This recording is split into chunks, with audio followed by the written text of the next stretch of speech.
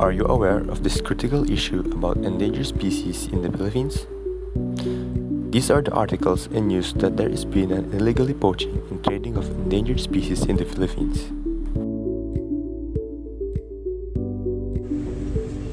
Majority of the population of the Philippines is independent on the country's biodiversity as a source of income. It is estimated that the illegal wildlife trade, or IWT, in the country is worth roughly 50,000 billion pesos a year.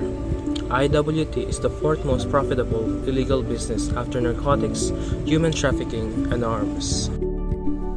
The Philippines is a consumer source and transit point for IWT, threatening endemic species, population, economic development, and biodiversity. Major poaching sites in the country. Poaching occurs throughout the country. These sites are based on DNR, BMB, and PCSD confiscation data.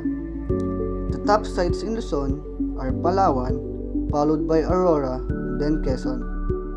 In Visayas, Leyte tops, followed by Bohol, and in Mindanao, Agusan del Norte is the major poaching site.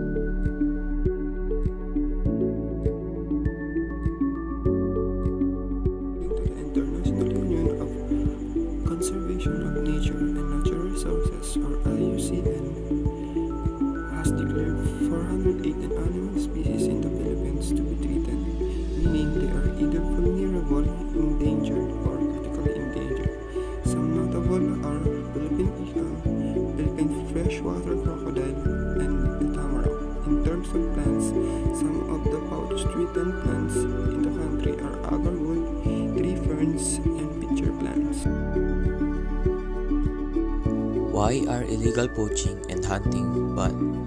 Poaching is equally damaging and often leads to ecosystem imbalances of the natural relationships and deprivation of the natural environmental beauty.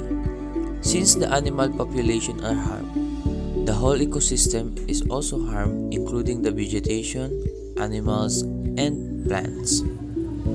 The major law that protects endangered species in the Philippines is the Republic Act 9147, or the Wildlife Resources Conservation and Protection Act. It has been established to prevent animals that are endangered to become extinct, that would inevitably disrupt the country's biodiversity.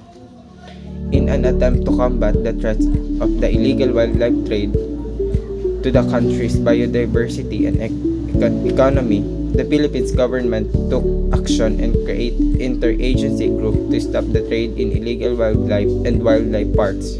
Some notable are the Philippines Biodiversity Conservation Foundation, Marine Wildlife Watch of the Philippines, and Save Philippine Seas. Love nature, save our species.